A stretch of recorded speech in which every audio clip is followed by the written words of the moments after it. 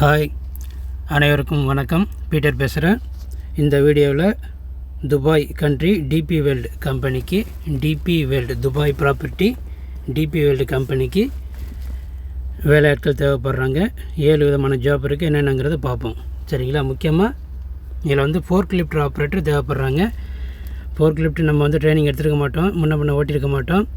ஆனாலும் நம்ம வந்து உள்ளே போய்ட்டு ட்ரைனிங் எடுத்துகிட்டு கற்றுக்கிட்டு இன்டர்வியூ அட்டன் பண்ணி அதுக்கப்புறம் பாஸ் ஆனீங்கன்னா நீங்கள் துபாய்க்கு டிபி வேர்ல்டுங்கிற கம்பெனிக்கு போகலாம். டிபி வேர்ல்டுங்கிறது சிங்கப்பூரில் பிஎஸ்ஏ போர்ட் துறைமுகம், கப்பல் துறைமுகம் இருக்குது பார்த்தீங்களா? அதே மாதிரி துபாயில் உள்ள துறைமுகம் டிபி வேர்ல்டுங்கிறது. அங்கே உள்ள கம்பெனிக்கு தான் வேலைக்கு நம்ம போகிறது. சரிங்களா? பிஎஸ்ஏயில் எப்படி சிங்கப்பூர் பிஎஸ்சியில் வேலை செய்கிறீங்களோ அதேமாரி துபாய்க்கும் டிபி வேர்ல்டுங்கிற போர்ட் துறைமுகத்தில் நம்ம வேலை செய்கிறதுக்கு அங்கேயும் நம்ம ஆள் எடுக்கிறோம். சரிங்களா? அந்த 2 கம்பெனிக்கு தான் வருஷம் நம்ம ஆள் எடுப்போம். ஒன்று வந்து சிங்கப்பூரில் PSCA port of Singapore authority. சரிங்களா? அந்த கம்பெனிக்கும் அப்புறம் டிபி வேர்ல்டுங்கிற துபாயில் இருக்கிற கம்பெனிக்கும் நம்ம ஆள் எடுப்போம் வருஷம்.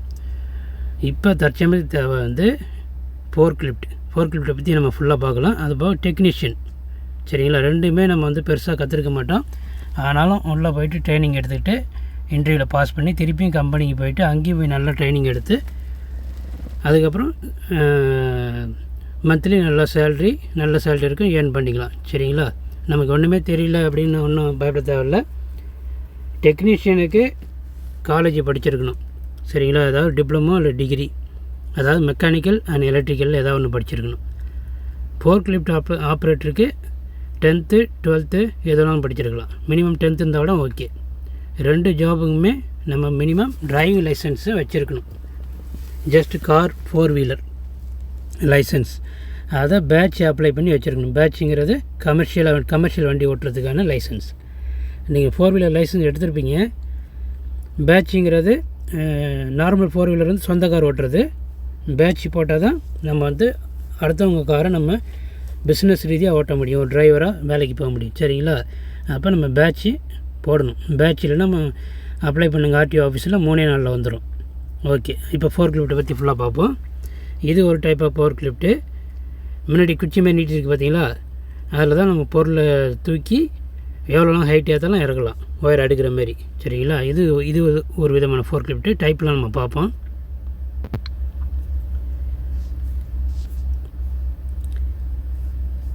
இங்கே ஒன்று இருக்குது பாருங்கள். இது ஒரு ஃபோர்க் லிஃப்ட் பேர் அதில் போட்டிருக்கு பாருங்கள். இது பேலட் ஜாக் ஃபோர்க் லிஃப்ட்டு. இது ஆர்டர் பிக்கர் ஃபோர்க் லிஃப்ட்டுன்னு பேர். இது ஹெவி டியூட்டி ஃபோர்க் லிஃப்ட் இந்த மாதிரி மாடல் இருந்தால். இது வாக்கி ஸ்டேக்கர் ஃபோர்க் லிஃப்ட். இந்த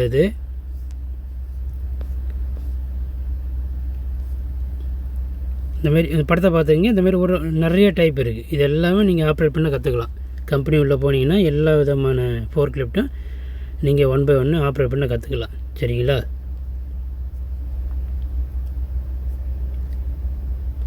இதுதான் ரிச் ஸ்டேக்கருங்கிறது. சரிங்களா? போர்ட்டில் வந்து கண்டெய்னரே தூக்கி, அதாவது மோஸ்ட்லி எம்டி கண்டெய்னராக இருக்கும், இதை தூக்கி இந்த ட்ரக்கில் வைக்கிற மாதிரி. சரிங்களா? இதுதான் ரிச் ஸ்டேக்கருங்கிறது. இதை ஓட்ட கற்றுப்பீங்க. கண்டெய்னரை தூக்கி மேலே வந்து இந்த வண்டி மேலே வைக்கணும். அது ரிச் ஸ்டேக்கர். இதையும் நம்ம கற்றுக்கணும். இது ஒரு டைப்பு.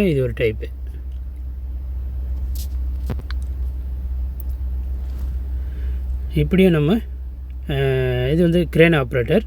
கிரேன் மூலமாக அவங்க ஆப்ரேட் பண்ணி தூக்குவாங்க. நம்ம வண்டி போய் டிரைவராக, நீங்கள் பிஎஸ்சி டிரைவராக இருந்தாவோ அல்லது துபாயில் டிபி வேர்ல்டு டிரைவராக இருந்தீங்கன்னா வண்டியை கொண்டு போய் நிப்பாட்டுவீங்க. அதுக்கப்புறம் மேலே வந்து டாப்லேருந்து வந்து இந்த மாதிரி மிஷின் வரும். இந்த கண்டெய்னரில் கார்னரில் ஒரு ஓட்டை இருக்கும், இந்த 4 கார்னர்லேயும். சரிங்களா? அதேமாரி 4 கார்னர்லேயும் ஓட்டை இருக்கும். அதில் வந்து ஹோல்டு பண்ணி இது வந்து இந்த இடத்துல கிளிப் மாட்டுற மாதிரி இருக்கும். அப்படியே கண்டெய்னர் வர தூக்கிடும். இது நீங்கள் போர்ட்டில் வேலை செய்வீங்க. சிங்கப்பூர்லேயும் சரி துபாயிலையும் சரி டிரைவர் ஜாப்பு நம்ம எடுப்போம். அப்போ நீங்கள் இந்த மாதிரி தான் வேலை செய்வீங்க. அது டிரைவர் ஜாப்புக்கு. ஆக்சுவலி இப்போ நம்ம வந்து ஃபோர்க் லிஃப்ட் முக்கியமாக பார்க்குறோம். பட் இந்தமாரி லொக்கேஷனில் நம்ம வேலை செய்வோம். ஏன்னா கம்பெனி அப்படி தான் இருக்கும். சாம்பிள் பார்த்துங்க.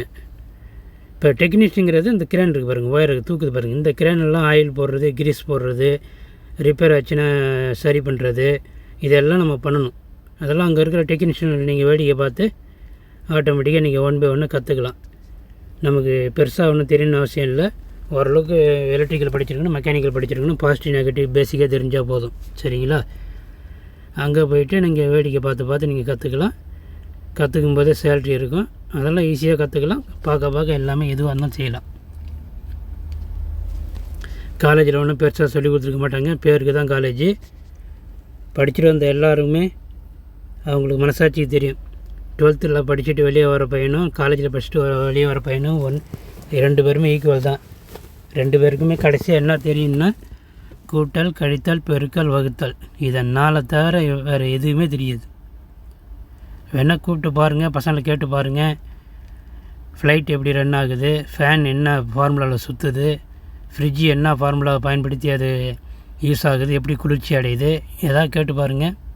ஒன்றுமே தெரியாது. பேருக்கு தான் படிப்பு. காலேஜும் அப்படி தான். அங்கே போய்ட்டு கார்ப்பரேட்டில் தான் நம்ம கடைசியாக வேலை செய்வோம். நம்ம காசை கொடுத்து 4 லட்சம் 5 லட்சம்னு செலவு பண்ணி வெட்டியாக படித்தே தான் மிச்சம். அப்புறம் ஏன்னா இவ்வளோ தூரம் படிக்க வைக்கிறாங்க, எத்தனை வருஷம் காலேஜ் ஸ்கூல்லேருந்து ஆரம்பித்து காலேஜ் வரைக்கும்? அப்போ வேஸ்ட்டு தான். நம்மளை ஏன் படிக்க வைக்கிறாங்கன்னா கடைசியாக கார்ப்பரேட்டில் வேலை செய்கிறதுக்கு தான் படிக்க வைக்கிறது இவ்வளோ நாளாக. அதுவும் முக்கியமாக நீங்கள் அப்பா செய்கிற தொழிலை நீங்கள் கற்றுக்கூடாது. ஒரு தங்கம் உருவாக்குறதையோ, ஒரு இரும்பை உருவாக்குற தொழிலையோ, ஒரு பானை செய்கிற தொழிலையோ, அல்லது ஒரு விவசாயத்தையோ எதையுமே நீங்கள் கற்றுக்கூடாது கூட இருந்து. அதுக்காக தான் உங்களை சின்ன பிள்ளைலேருந்து படிக்க வைக்கிறது. கூட இருந்தால் கற்றுப்பீங்க, தற்சார்பு நோக்கி போயிடுவீங்க, சொந்த காலில் நின்றுடுவீங்க. அதனால தான் வெட்டியாக படிக்க வச்சு கடைசியாக கார்ப்பரேட்டுக்கு.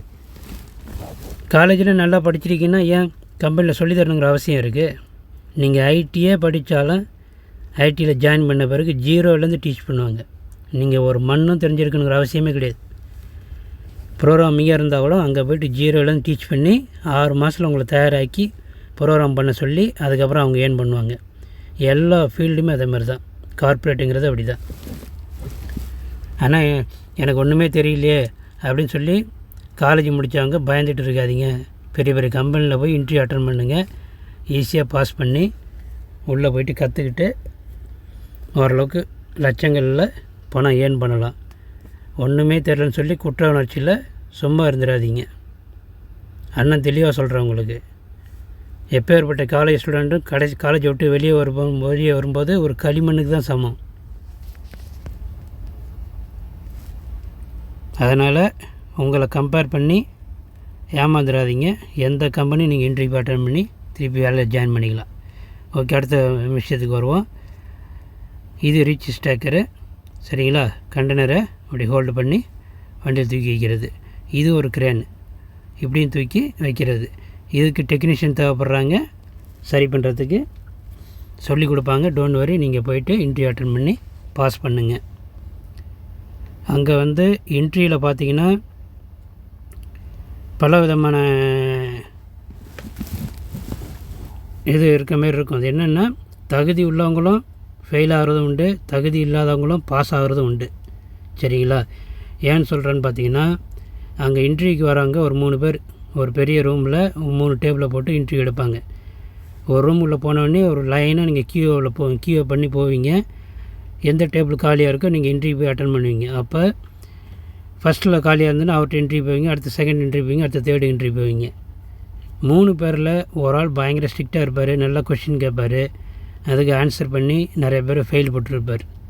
மீதி ஒரு 2 பேர் அல்லது ஒரு ஆள் வரவங்களெல்லாம் பாஸ் போடுவார். அவர் ரொம்ப இறக்க குணம் இருப்பார். என்னப்பா எது, என்ன படிச்சிருக்கேன், என்ன வயசாகுது, அப்படியா அப்படின்னு கேட்டு டக்குன்னு பாஸ் போட்டே இருப்பார். நீங்கள் யார்கிட்ட போகிறீங்கன்னு தெரியாது, லக்கு தான். சரிங்களா? ஏன்னா எல்லோரும் ஒரே மாதிரி இருக்க மாட்டாங்க. இன்டர்வியூ எடுக்கிறவங்க ஓரளவுக்கு அவங்களுக்கு தெரியும். இதுக்கப்புறம் அவங்க ட்ரைனிங் கொடுத்து தான் உங்களை வேலை வாங்க போகிறாங்க. அதனால் மோஸ்ட்லி ஒரு சில பேர் 3 பேரில் கண்டிப்பாக ஒரு ஆளாக பாஸ் போட்டுகிட்டே இருப்பாங்க.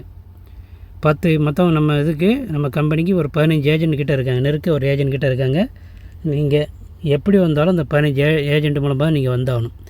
அப்போ ஒரு ஏஜென்ட்டுக்கு 50 பேர், ஒரு ஏஜென்ட்டுக்கு 20 பேர், ஒரு ஏஜென்ட்டுக்கு 30 பேர்னு பாஸ் போட்டிருந்தால் கூட ஒரு ஏஜென்ட்டுக்கு மினிமம் கோட்டான்னு ஒன்று இருக்கும்.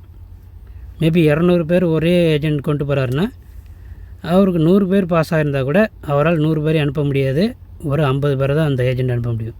அதனால் அந்த 50 பேர் அந்த ஏஜென்ட்டே கழிச்சு விட்ருவார். அது கழிக்கிறது அவர் ஏஜென்ட் கையில் தான் இருக்குது. சரிங்களா? நீங்கள் அந்த ஏஜென்ட் நிறைய பாஸ் பண்ணியிருக்காங்களா அப்படின்னு நீங்கள் தோணலாம். அவர் 200 பேர் 300 பேரை கொண்டு வருவார். ஆனால் பாஸ் ஆகிறது 40 பேர் 50 பேர் இருக்கும். நான் கொண்டு போகிற பார்த்திங்கன்னா ஒரு 10 பேர் 15 பேர், அதிகபட்சம் 20 பேர், இவ்வளோ தான் நான் கொண்டு போகிறேன். அதில் ஒரு 4 பேர் 5 பேர் பாஸ் ஆகிடுவீங்க. 10 பேருக்கு 4 பேர், இல்லை ஒரு 15 பேருக்கு ஒரு 5 பேர் 6 பேர் பாஸ் பண்ணுறான்னா 1/3 என் மூலமாக பாஸ் ஆகுது. அப்போ ரேஷியோ எப்படி பார்த்திங்கன்னா நான் எவ்வளோ பரவாயில்லங்கிற மாதிரி இருக்கும். சரிங்களா? நீங்கள் பார்க்கும்போது அவங்கள பெரிய ஏஜென்ட்டு நிறைய பேர் கொண்டு வந்தால் அவங்க பேர் பெரிய ஏஜென்ட் நினைக்கிறீங்க. ரேஷியோ எப்படி பாருங்கள்.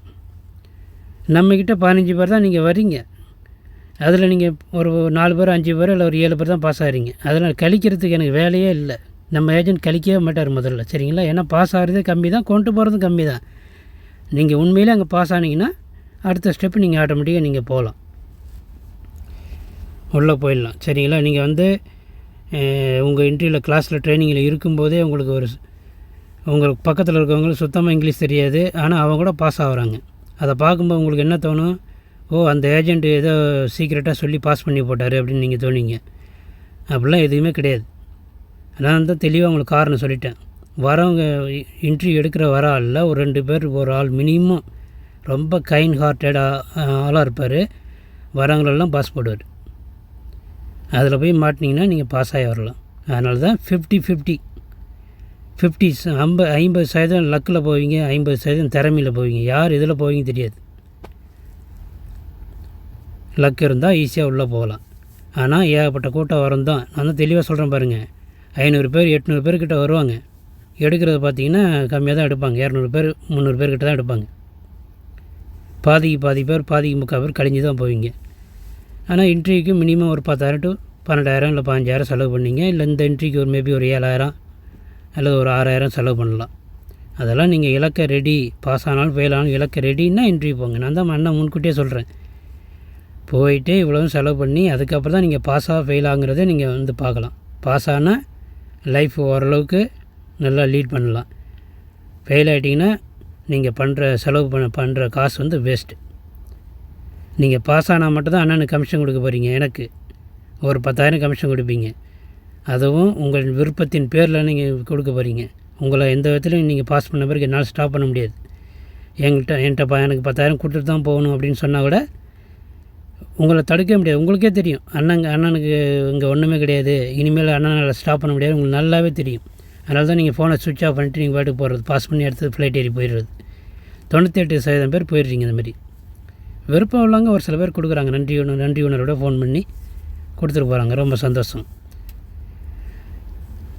ஓகே, அடுத்தது நம்ம வீடியோவில் பார்ப்போம். வேறு என்ன இருக்குது, முதல்ல என்னென்ன ரெக்யர்மெண்ட் இருக்குதுன்னு பார்த்துருவோம். சரிங்களா?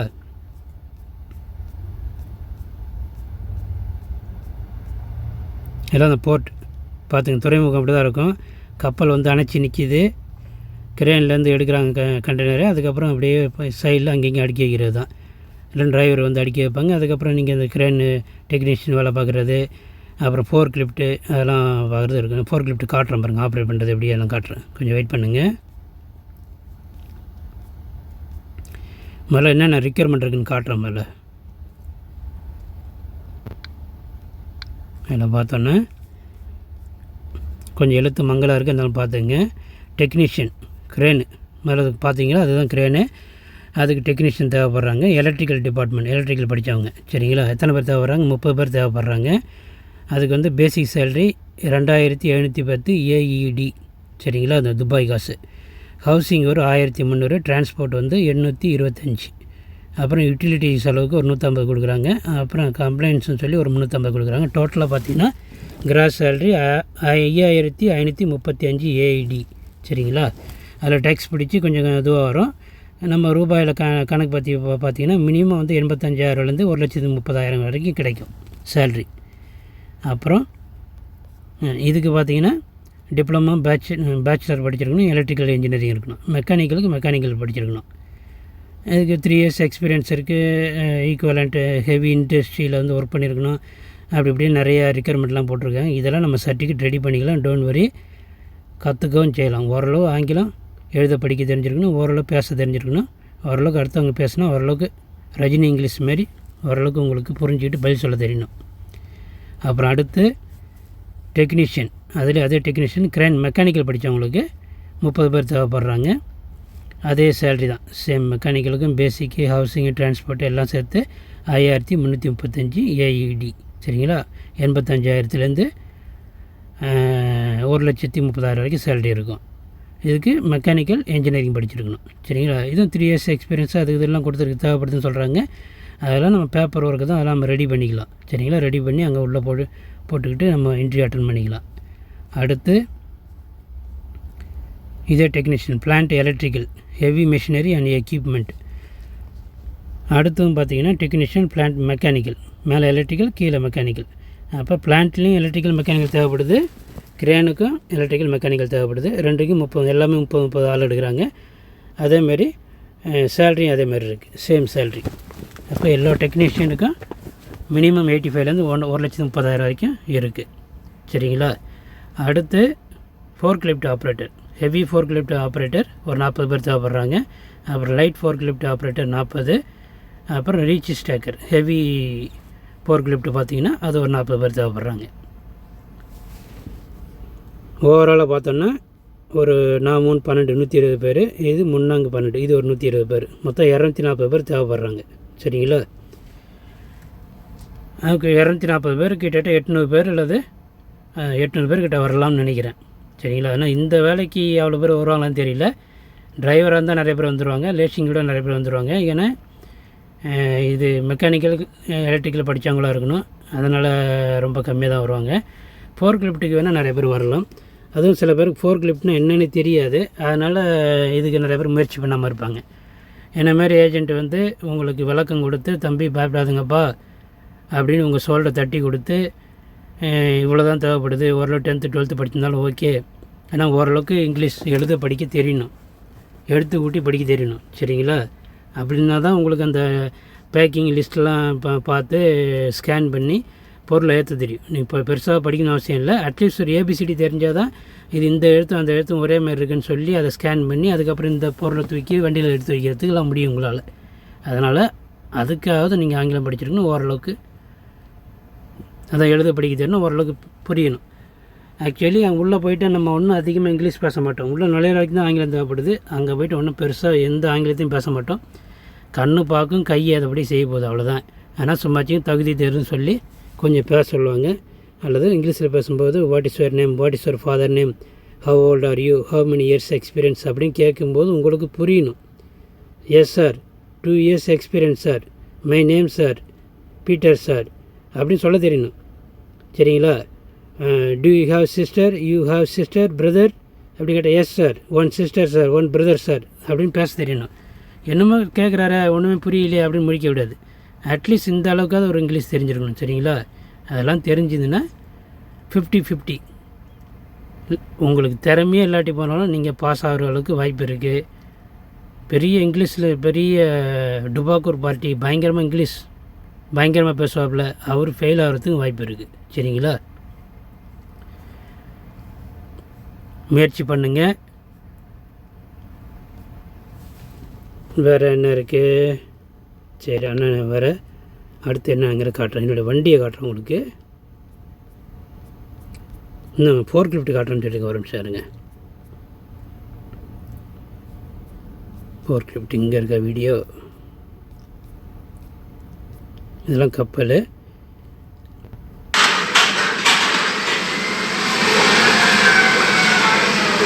ஃபோர்க் லிஃப்ட் பாருங்கள், இந்த மாதிரி உட்காந்து ஓட்டுற மாதிரி, அல்லது நின்றுட்டு ஓட்டுற மாதிரி.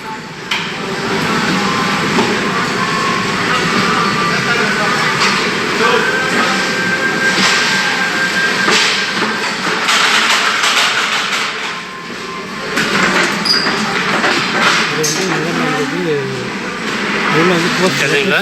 இதுதான் ஃபோர்க் லிஃப்ட்டு, பல வகையான டைப் இருக்குது. நல்லா உட்காந்து ஓட்டிகிட்டு இருக்காரு. அந்த பாக்ஸில் வந்து நிறைய லெட்டர்ஸ் இருக்குது. ஃபேன்ஸ் வந்து எடுத்துக்கணும். ரொம்ப ஈஸி தான், எல்லாமே ரொம்ப ஈஸி, ஒன்றும் கஷ்டம் இல்லை. அதான் கொஞ்சம் தூரம் தேக்குறது தான். இதில் வந்து ஆக்சுவலி இது நின்றுட்டு ஓட்டுற மாதிரி இது ஃபோர் லிஃப்ட்டு.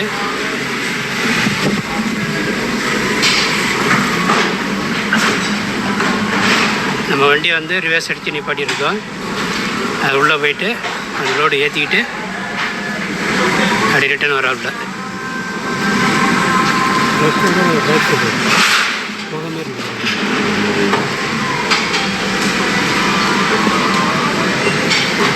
இது எப்படின்னா மெஷின்னு ஏறி வருது. இதில் ஏறி நின்றுக்கணும். ஏறி நின்றுக்கிட்டு இதை ஏற்றினோன்னா ஃப்ரண்ட்டில் போகும், இப்படி ஏற்றினோன்னா பேக்கில் வரும். சரிங்களா? இதை பிடிச்சிக்கணும். இது ஃப்ரண்ட்டு, இது பேக்கு, இது திருப்புறது. அவ்வளோதான், வேறு ஒன்றும் கிடையாது. இந்த பட்டனு எப்படியே ஒயர் வரும், வேறு எதுவும் கிடையாது. ரொம்ப ஈஸி. ஓகே, இது கப்பல் பாருங்கள், பெரிய கப்பல். இதான் நம்ம போர்ட்டுக்கு வரும் அடிக்கடி. இது பேசஞ்சர் கப்பல். அதெல்லாம் என்ஜாய் பண்ணிவிட்டு உள்ளெல்லாம் hotel, cinema theatre, swimming pool எல்லாமே இருக்கும். இது போர்ட்டு, துறைமுகம். கார் நிறைய அடிக்கிறதுக்கு கப்பல், கார் கப்பலில் ஏற்றி விட்டு டிரான்ஸ்போர்ட் ஆகும். நம்ம நாட்டுக்கு நிறையா அப்படி தான் கார் வருது. நம்ம நாட்டிலேருந்து கார் வெளிநாட்டுக்கு அப்படி தான் போகுது. இதான் கப்பலில் கட்டி வச்சுருக்காங்க. உள்ளே நிறைய கண்டெய்னர் அடிக்கிறதுக்கு. அதுக்கப்புறம் இந்த கிரேன் வழியாக வந்து ட்ரக்கில் ஏற்றிக்கிட்டு இங்கே போய் அடுக்கணும். அங்கே ரீச் ஸ்டாக்கர், நீ ஃபோர் கிலிப்ட் மாதிரி வச்சுருக்க பார்த்தீங்களா, அதை வச்சு தான் நீங்கள் இறக்குவீங்க. எம்டி கண்டெய்னரில் அது மாதிரி இறக்குவீங்க. உள்ள பொருள் இருந்துச்சுன்னா அதெல்லாம் கிரேனில் இருக்குவீங்க, கிரேன் மூலமாக இருக்குவீங்க. இது இந்த எல்லோ கலரில் இப்படி இருக்குது பாருங்கள், இதெல்லாம் வந்து கிரேன். இந்த கிரேனுக்கு தான் டெக்னீஷியன் தேவைப்படுறாங்க. அதெல்லாம் நீங்கள் கற்றுப்பீங்க. இந்த ரெண்டு கிரேன் நடுவில் வந்து கண்டெய்னர் அடிக்கடி வைக்கிறது. இந்த கிரேன் அதுதான் பண்ணும். ஏற்கனவே நம்ம பிஎஸ்சியில் போன வாட்டி 2 பேர் நம்ம மூலமாக போயிருக்காங்க. அவங்களாம் சேலரி அதிகம். கடந்த 15 வருஷத்தில் ஒரே டைம் தான் கிரேன் ஆப்ரேட்டர் எடுத்தாங்க. ஹெவி சேலரி 1,20,000 சேலரி மினிமம் எடுக்கிறாங்க. நம்ம மூலமாக போனாங்க. நம்ம குரூப்லேயே இருக்காங்க. நம்ம சிங்கப்பூர் குரூப்லேயும் ஆல்ரெடி இருந்தாங்க. இப்போ ஒரு ஆள் தான் இருக்காப்புன்னு நினைக்கிறேன். அதுக்கப்புறம் வேலை கிடச்சதுக்கப்புறம் நம்ம குரூப்பில் இருக்க மாட்டாங்க, தொந்தரவுன்னு சொல்லிட்டு குரூப்பை விட்டு எக்ஸிட் ஆகிடுவாங்க. ஆனால் ஒரு பையன் மட்டும் இருக்காப்புல. அதுக்கப்புறம் ஏன்னா வேலைவாய்ப்பு போட்டால் அவங்க தம்பியோ அண்ணனை அனுப்புறதுக்காக குரூப்பில் இருக்காப்புல. அப்பப்போ ஒரு கிட்டத்தட்ட ஒரு 10 பேர்கிட்ட ரெக்கமெண்ட் பண்ணியிருக்காப்புல. அவங்களாம் குரூப்பில் இருக்காங்க. ஓகே, இது பார்த்துட்டிங்க. அப்புறம் இது கப்பல் உள்ள எப்படி கண்டெய்னர் அடுக்கிறதும் அந்த மாதிரி அடுக்கிறது எல்லாம் ஏன்னா அடுக்கி பாக்ஸ் அடுக்கி வச்சுருக்காங்க. கண்டெய்னர்லாம் அடிக்கிட்டு கப்பல் வெளியே கிளம்பி போகும். எத்தனை கண்டெய்னர் இருக்குது பாருங்கள்.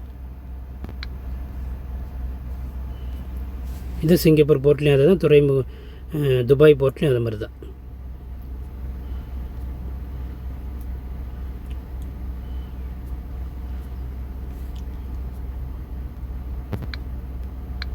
இது ரீச் ஸ்டாக்கர். உள்ள சின்ன குட்டி கப்பல் இருக்குது பாருங்கள். கண்டெய்னர் உள்ள குட்டி கப்பல் இருக்குது.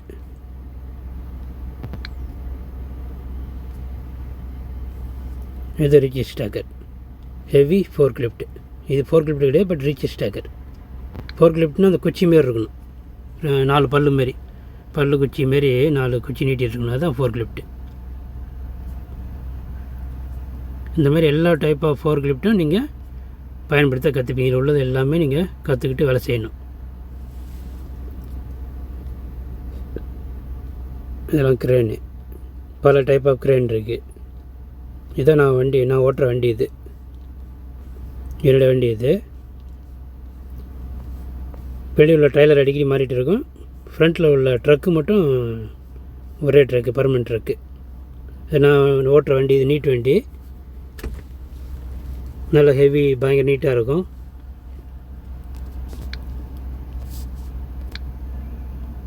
இது எல்லா இடத்துலையும் திரும்புறது ரொம்ப கஷ்டமாக இருக்கும். வண்டி திருப்புறது ரொம்ப கஷ்டமாக இருக்கும்.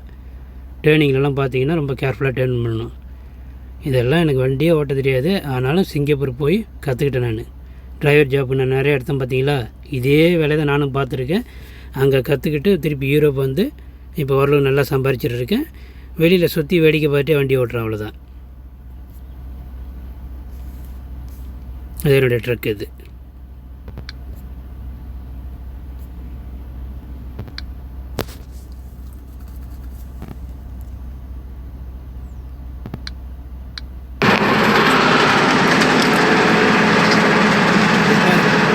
டிபி வேல்டு பொறுத்த வரைக்கும் உங்களுக்கு ஏஜென்ட் ஃபீஸ் ரொம்ப கம்மி, 40,000 ஏஜென்ட் ஃபீஸ் 40,000. என்னுடைய ஃபீஸ் ஒரு 10,000 பாஸ் ஆனால் அதை நீங்கள் விருப்பப்பட்டு தான் கொடுக்க முடியும்.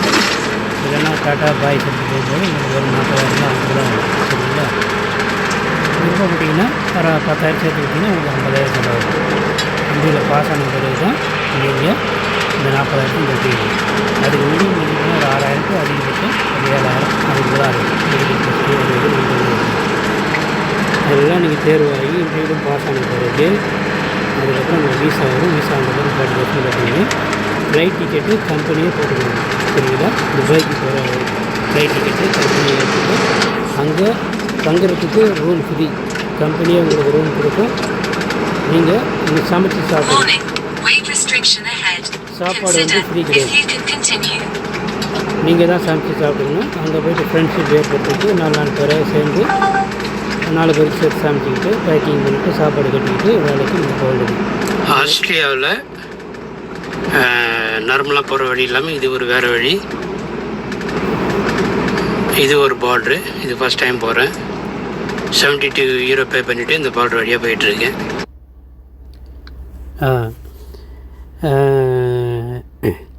சாப்பாடு ஃப்ரீ. மன்னிக்கணும், சாப்பாடு நீங்கள் தான் சமைச்சி சாப்பிட்டுக்கணும். என்னென்ன தேவையோ எல்லாம் காய்கறி, கறி, சிக்கன், மட்டன் என்ன தேவையோ வாங்கி வச்சுக்கிட்டு சமைச்சிக்கிட்டு அப்பப்போ உங்களுக்கு ரூமுக்குள்ளே ஃப்ரிட்ஜு, வாஷிங் மிஷின் அதெல்லாம் இருக்கும். நீங்கள் வச்சுக்கிட்டு சமைச்சிக்கிட்டு சாப்பிட்டுக்கிட்டு பேக்கிங் பண்ணிவிட்டு டிம் பாஸில் எடுத்துகிட்டு வேலைக்கு போயிடணும். சரிங்களா?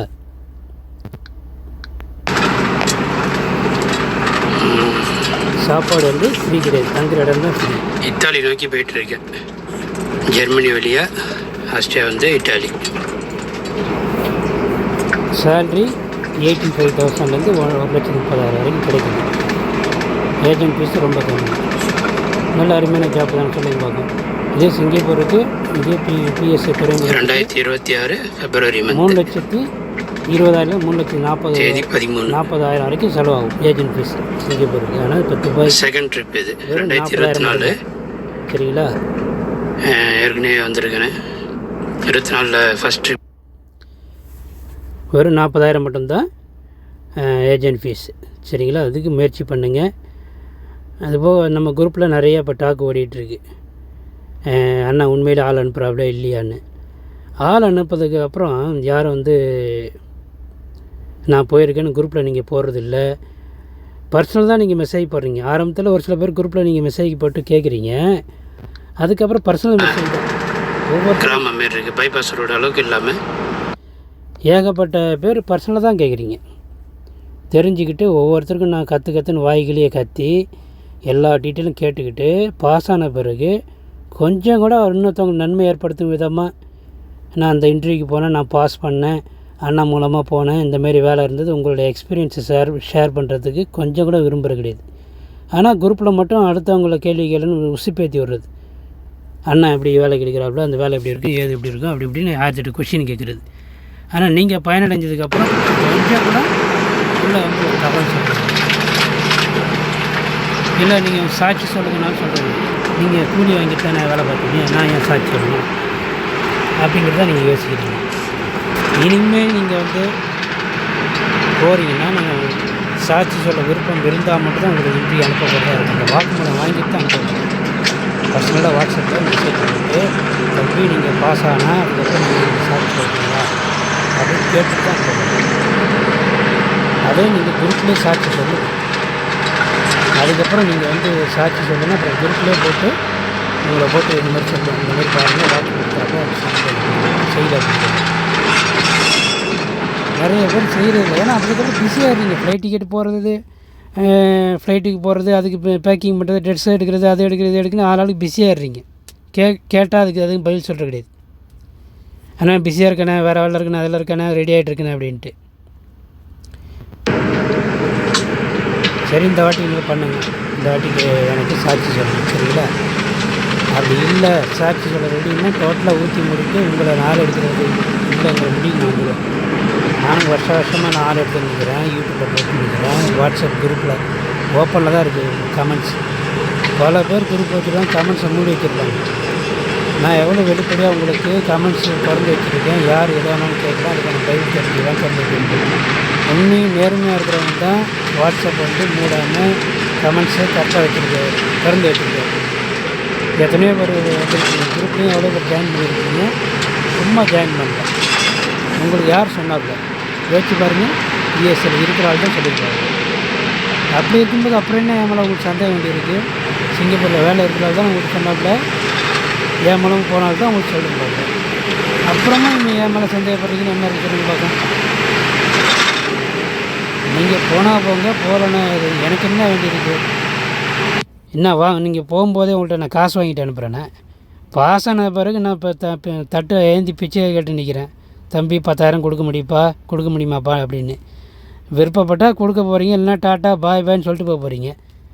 அப்படி தான் என்னோடய சுச்சுவேஷன் இருக்குது. அப்படி இருக்கும்போது உங்களை நான் கூப்பிட்டு கம்பல்சரியாக வாங்க அப்படி நான் கேட்க போகிறேன். சொல்லுங்க பார்ப்போம்.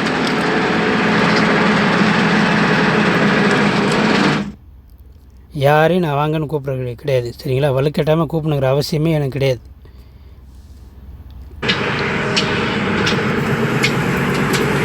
வலுக்கட்டாமல் இது வரைக்கும் நான் கூப்பிட்டதும் கிடையாது. விருப்பம் உள்ளவங்க வாங்கன்னு தான் சொல்லுவேன். நானே வாலண்டியராக போய் தம்பி வாங்க தம்பி அப்படின்னு பர்சனலாக கெஞ்சுறதும் கிடையாது. நீங்கள் கேள்வி கேட்டிங்கன்னா நான் எப்போயோ தான் பதில் சொல்லுவேன். அதுவும் குரூப்பில் வாங்க, பர்சனலாக போடாதீங்க, என்னை தொல்லை பண்ணாதீங்க தான் நான் சொல்லுவேன். எதுவாக இருந்தாலும் தப்பி கேட்குறதுக்கு தான் நான் சொல்லுவேன், சரிங்களா? அதுக்கு அடுத்த ஒரு வீடியோ பார்ப்போம், வெயிட் பண்ணுங்க. ஹாய் பிரதர்ஸ், இன்றைக்கி பேட்ரி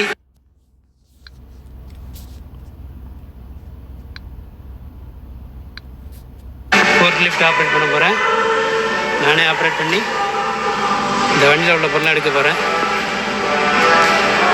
ஆல்ரெடி கொஞ்சம் எடுத்து வச்சுருக்கேன், பார்க்கலாம் எப்படி வண்டி ஓட்டுறேன்னு பாருங்கள். எப்படி வச்சா நல்லாயிருக்கும், சரியாக தெரியலையா? நான் எப்படி வைக்கிறேன்.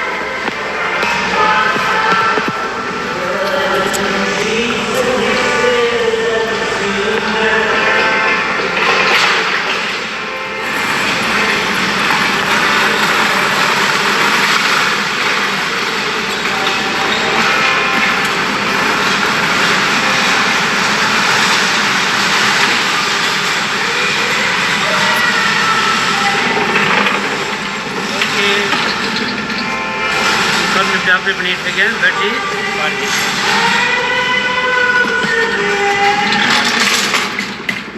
ஆக்சுவலி எப்போதுமே நான் இருக்க தேவையில்லை, கம்பெனி இருக்குங்க. நான் வாலண்டியராக கேட்டு நான் ஆப்ரேட் பண்ணுறேன், சரிங்களா? உங்களுக்காக தான் இடம் கொஞ்சம் வேலைக்கு ஆப்ரேட் அதை அவங்கள்ட்ட கேட்டு கற்றுக்கிட்டு அதுக்கப்புறம் நானே இறக்க மாட்டேன். ஒரு கிலோ பண்ணியிருக்காங்க, அவ்வளோதான்.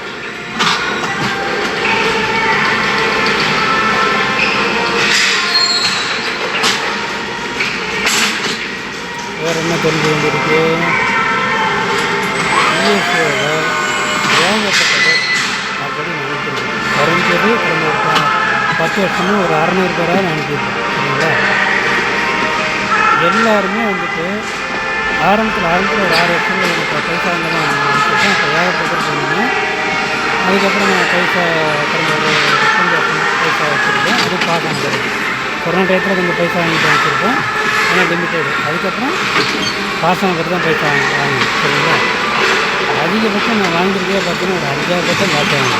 அதனால் யாரும் லாஸ் ஆகும். 98% பேர் ஏமாற்றிட்டு போனது தான், சரிங்களா? பாஸ் பண்ணிவிட்டு அதுக்கப்புறம் காசு தரது கேட்டால். ஆனால் நானே ஏஜென்ட் ஃபீஸ் கட்டுறதுக்கே காசு கஷ்டப்பட்டு உங்களுக்கு வேறு காசு வாங்கி நான் கம்பெனி கட்டிக்கலாம், உங்களுக்கு வேறு தனியாக கொடுக்கணும் அப்படின்னு எல்லாம் சொல்லுவாங்க. அந்த மாதிரி தான் போகுது. ஏகப்பட்ட அப்படியே ஏமாற்றி போயிடுது. அதனால தான் நான் போகிறதுக்கு முன்னாடி சொல்கிறது, வந்து விருப்பம் இருக்கப்பா, உங்களுக்கு விருப்பம் இருக்கப்பா அப்படின்னு ஒரு வாய்ஸ் மெசேஜ் பண்ணுப்பா அப்படிங்கிறது போட்டுட்டு அதுக்கப்புறம் சுவிட்ச் ஆஃப் பண்ணிட்டு போகிறேன். 98% பேர்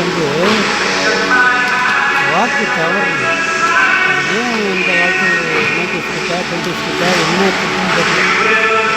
நாங்கள்லாம் அந்த காலத்தில் வந்து ஒரு வாக்கு கொடுத்தோம், வாக்கு மீற மாட்டோம். வாக்கு தெய்வ வாக்கு மாரி. எங்கள் அம்மா அப்பா அப்பா சொல்லி வளர்க்கணும். ஒரு வார்த்தை சொன்னால் இன்னும் நேர்மையாக இருக்கும். வாக்கு மட்டும் அமைதியாக சொன்னால் சொன்னதை சொல்லி தப்புன்னா காலை வந்து நினைக்கிறது தவறு இல்லை. என்ன பக்கம் நான் அப்படி கேட்பேன், என்ன அப்படி தான் வளர்த்துருக்கேன். முகம் காட்டி நிமிர்ந்த நன்னடையும் நேர்மன்ற பார்வையும் தவறு அப்படிதான் நான் போயிட்டு 98% மக்களை நான் பார்க்குறேன். அவங்களோட மென்டாலிட்டியை நான் ரீட் பண்ணி தரேன். ஒரு 8 வருஷம் ரீட் பண்ணுறேன். படு கேவலமாக இருக்குது. மக்கள் இப்படி மாறிக்கிட்டாங்க. எனக்கு ரொம்ப வருத்தமாக இருக்குது. ஏன் அப்படி மாறி போனாங்க? நாங்கள்லாம் கிராமத்தில் வந்த தம்பி வாக்குன்னா வாக்கு தெய்வ வாக்கு மாதிரி இருக்குது. ஒரு அச்சு பேசாமல் இருக்குது. சொன்னால் சொன்னதை செய்வோம். கொடுக்குறது கொஞ்சம் காசு தான். அது காசுக்கு தான் கொடுத்து போகிறீங்க. அது நீங்கள் லட்சமாக நினச்சாவோ எப்படி நினச்சாவோ அது எனக்கு கூலி தம்பி.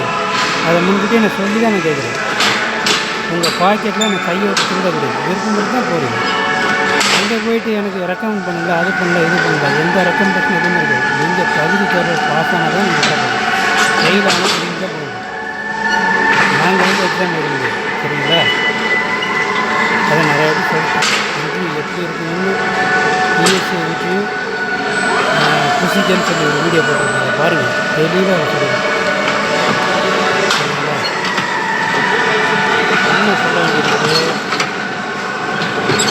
என்ன சொல்ல வேண்டியது, நேர்மையாக இருந்து சொல்லியிருக்காரு. நேர்மையாக இருந்தால் இங்கே வாழ்க்கை இங்கேயே முன்னாடி போகணும். நான் ரொம்ப வருஷம் கஷ்டப்பட்டேன். படிப்படியாக முன்னேறி இப்போ கடவுள் என்னுடைய நேர்மைக்கு ஏற்றி வைக்கிறது. நான் யாரும் ஏமாற்ற கிடையாது. என்ன தான் ஏகப்பட்ட பேர் ஏமாற்றிருக்காங்க. பின்னாடி வீடியோவில் போடுறேன். யாரும் அவங்களை வந்து வறுத்து அது வந்து அசிங்கப்பட்டு கிடையாது. அவங்க ஏதோ சூழ்நிலையில் அவங்க ஏமாற்றிருக்காங்க, பரவாயில்ல அப்படி தான் விட்டு போகிறேன். அவங்கள்ட்ட போய் எனக்கு தெரிஞ்சவோ சண்டை போடவோ என்ன பயிர் 50,000 ஏமாற்றிட்டேன், 2,000 ஏமாற்றிட்டேன், 1,00,000 ஏமாற்றிட்டேன், என்னை காசு 75,000 ஏமாற்றிட்டேன். இந்த மாதிரி நிறைய பேர் ஏமாற்றிருக்காங்க. அதெல்லாம் வீடியோவில் போடுறேன். ஏன்னா அவங்கள வந்து குறை சொல்லவோ திருப்பி அவங்க கேட்கவோ வந்து சொல்லுவேன். என்னப்பா ஏமாற்றிட்டு கேட்பாங்க. அந்த மாரி 6-7 பேர்கிட்ட சரி நான் மைனை விட்டுட்டு சும்மா தான் இருக்கேன். பரவாயில்ல ஏதோ சூழ்நிலையில் அது பண்ணிட்டாங்க அப்படின்னு தான் இருக்கேன். பின்னாடி நீங்கள் வீடியோ தெரியும். எனக்கே குறைஞ்சி குறைஞ்சே நீங்கள் 2 வருஷம் ஃபாலோ பண்ணுறீங்க. யூடியூப்லேயும் சரி, வாட்ஸ்அப் இருக்குலையும் சரி. இன்னுமே என்னை பற்றி நீங்கள் புரிஞ்சிக்காமல் இருக்கீங்க. நீங்கள் நேர்மையாக இருந்தீங்கன்னா நீங்கள் கண்டிப்பாக என்னை பற்றி புரிஞ்சுக்கணும். 198% நீங்களே நேர்மை இல்லை. பொறுமையாக இருந்து என்னை புரிஞ்சுக்கிற அவசியமாக உங்களுக்கு இருக்குது. பொறுமை இல்லை உங்களுக்கு. பொறுத்தார் பூமியாக எந்த பொறுமை?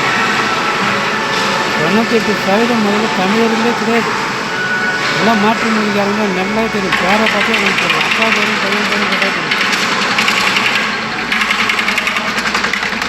நல்ல சுத்தமான கலாச்சாரத்தில் வாழ்ந்தால் பொய் சொல்லிட்டு நேர்மையாக இருக்காங்க. 98% பொய் சொல்லிட்டு ஏமாற்றிட்டு போகிறது. அது என்ன ஏமாற்றிட்டு போகிறது? அண்ணன் நேர்மையாக தான் இருக்கேன் சரிங்களா? எத்தனையோ பேருக்கு வேலை வாங்கி கொடுத்துருக்கேன். வேலை வாங்கி கொடுக்குறேன்னா என்ன ரெக்கமெண்டேஷன் வேலை வாங்கி கொடுக்குறேன்னா தகுதி இருந்தால் தான் நீங்கள் உங்களுக்கு திறமை தான் எடுப்பாங்க. 50% லக்கு, 50% திறமை. வாய்ப்பு இருந்தால் போங்க. ஆனால் குறைஞ்சபட்சம் ஆவரேஜாக வருஷத்துக்கு ஒரு 20 பேர் போகிறீங்க. என் மூலமாக போகிறீங்க. போனவங்க ஒருத்தரும் சார்ஜ் சொல்கிறதில்ல. ஆனால் தனிப்பட்ட முறையில் நன்றி சொல்கிறீங்க. குரூப்பில் வந்து சொல்ல மாட்டேங்கிறீங்க. அந்த வாய்ஸ் ரெக்கார்டு எடுத்து போட்டுருக்க முடியாது. அது எத்தனையோ பேர் எவ்வளோ பேர் வாய்ஸ் ரெக்கார்டு போட்டிருக்கீங்க. இதை நீங்கள் கேட்குறீங்க. பரவாயில்ல, ஒரு 10 பேர்கிட்ட நான் கேட்குறேன். தம்பி நீ பிஎஸ்சியை பண்ணிப்பா நல்லா இருக்கியாப்பா அப்படின்னு கேட்குறேன். அந்த வாய்ஸ் மெசேஜை கேட்டு உங்களுக்கு ரெக்கார்ட் பண்ணி அனுப்பிச்சி வரேன். தம்பி என் மூலமாக போனேன், பிஎஸ்சியில் இருக்கல நல்லா இருக்கியா கேட்டுட்டு அந்த வாய்ஸ் மெசேஜை வாங்கி உங்களுக்கு நான் போடுறேன். அதுக்கப்புறம் விருப்பம் இருந்தால் வாங்க. நான் ப்ரூவ் பண்ணி என்னோடய தகுதியெல்லாம் ப்ரூவ் பண்ணி உங்களை அனுப்ப வேண்டிய தேவைக்கு ஆகிட்டேன். ஆனால் நீங்கள் கடைசியாக 5 பைசாலும் கொடுக்குறது இல்லை. நான் வெறும் தட்டை வச்சுட்டு பிச்சை எடுத்துகிட்ருக்கேன் உங்கள்கிட்ட. நீங்கள் ஏமாற்றிட்டு போகிறதுக்கு நான் என்னென்னவோ வீடியோ போட வேண்டியா இருக்குது. வீடியோ போட்டு அவன் ஏமாத்தவன் பேர், ஏமாறதுக்காகவே நான் வீடியோ போட வேண்டியா இருக்குது. இன்னும் ஒரு 5 வீடியோ போடுறோம், 10 வீடியோ போடுறோம் பாருங்கள். 10 பேர்கிட்ட நான் எப்படி ஏமாந்தாங்கிறத வீடியோ போடுறேன் பாருங்கள். எவ்வளோ ஏமாந்தாங்கிறதும் போடுறோம் பாருங்கள். ஒரு பையனுக்கு இன்டர்வியூ போகிறதுக்கு பேங்க் பேலன்ஸில் போடுறேன் 70,000. நானே வாலண்டியராக போய், தம்பி நீ இந்த பேங்க் பேலன்ஸில் வச்சுக்கப்பா அப்படின்னு சொல்லி போயிட்டு இன்டர்வியூ முடிச்சோடனே வந்து தாப்பா அப்படின்ட்டு. ஒன்றும் பிரச்சனை இல்லை, இன்டர்வியூவில் ஃபெயில் ஆனாலும் பாஸ் ஆனாலும் கண்டிப்பாக நான் கொடுக்குறேனே, நானே கேட்கணும்னு நினச்சேனே, ரொம்ப நன்றிண்ணே அப்படின்னு சொல்லிட்டு போனாலே திருப்பி ஃபெயில் ஆகிட்டு வந்துட்டு, அண்ணா இப்போ நான் டென்ஷனில் இருக்கேனே, கொஞ்சம் அப்புறம் பேசுகிறேண்ணே அப்படின்னா. சரி தம்பி நீ அமைதியாக பொறுமையாக ரெடி ஆகிட்டு பேசுப்பா, ஒன்றும் பிரச்சனை இல்லை பண்ணு.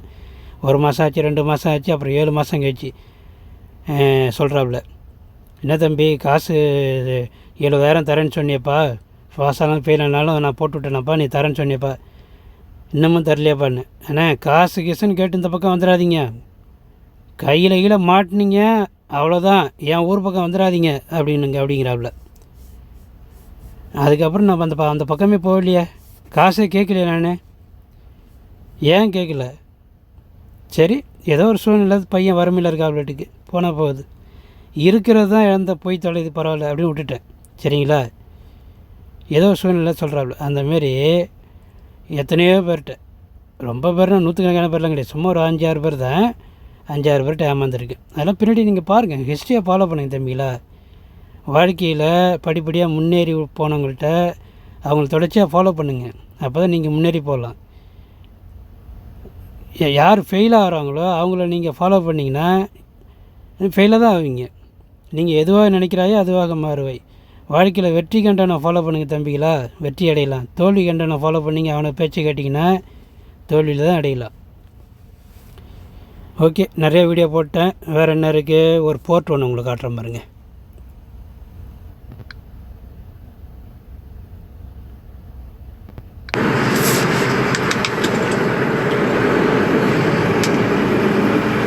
நெதர்லாந்து ஹீரோ போர்ட்டு அந்த பிளேஸுக்கு பேர்.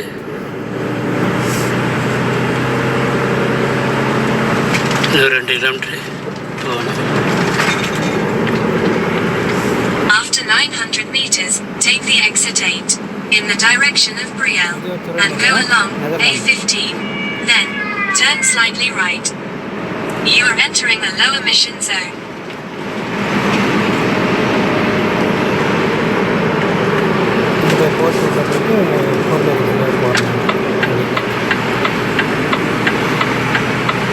நல்லா அருமையான போட்டு Netherlands.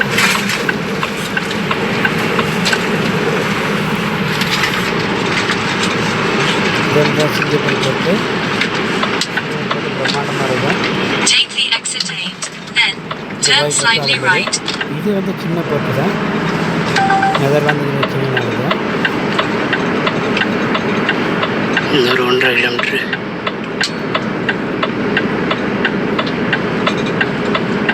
After 200 meters, turn slightly right and go along A15. குறைஞ்சது 3 லட்சம் மேலே சிங்கப்பூருக்கு. Turn slightly right. 5 லட்சம் குறையாமல் ஏஜென்ட் ஃபீஸ் கிடையாது. ஆனால் சேலரி பிலோ 50,000 தான். 30 After 400 meters, turn slightly right and go along A15. என்கிட்ட கட்டப்போ கிடையாது. ஆஃபீஸ் எங்கே இருக்குன்னு கையை காட்டி விடுறேன். நான் ஒரு ரிஜிஸ்டர்டு ஏஜென்ட். அங்கே எல்லா ஏஜென்ட்டும் ஆளை கூப்பிட்டு போக முடியாது. இங்கே உள்ள 15 ஏஜென்ட்டுக்கு மட்டும்தான் உள்ளே கூப்பிட்டு போக முடியும். அதில் நான் ஒரு ஆள். நான் நேரடியாக என்னுடைய மாமா தான் ஏஜென்ட்டு. நான் மாமாவிட்ட ஆரம்பிச்சுடுறேன், அதுக்கப்புறம் அவர் அங்கே என்ட்ரி போட்டுருக்குறாரு. அவ்வளோதான். சரிங்களா, உங்களுக்கு வெறும் 3 லட்சத்தி முன்னாடி 2 லட்சமாக இருந்தது, அப்புறம் 3 லட்சமாக ஆனால் சேலரி 80,000 மினிமம் சேலரி. இப்போ அதெல்லாம் ஏறி போய் கிட்ட 1 லட்சம் கூட எடுக்கிறாங்க. 1,50,000 30,000 எடுக்கிறாலும் இருக்காங்க. ஒவ்வொருத்தருக்கும் ஒரு சேலரி. ஆனால் மினிமம் 80,000, மினிமம் 60 நான் சொல்கிறேன். 60 கேரண்டி. அதுலேருந்து 80 ஆவரேஜ் எல்லாருக்கும் கிடைக்குது. சில பேருக்கு 90 கிடைக்கும், 1,10,000 கிடைக்கும். அந்த மாதிரிலாம் இருக்குது நிறைய. அதேமாரி சொல்கிறாப்புல பிஎஸ்எல் உள்ள போனாங்க, இப்போ வெளியே வந்துட்டு பிஎஸ்எல் வேணாம்னு சொல்கிறாங்க அப்படின்னு. அப்படிலாம் கிடையாது. பிஎஸ்சியில் இருக்கிறவங்க வந்து பிஎஸ்சி கொஞ்சம் குறை சொல்லிகிட்டு இருப்பாங்க. ஆனால் பிஎஸ்சி விட்டு வெளியே வர மாட்டாங்க.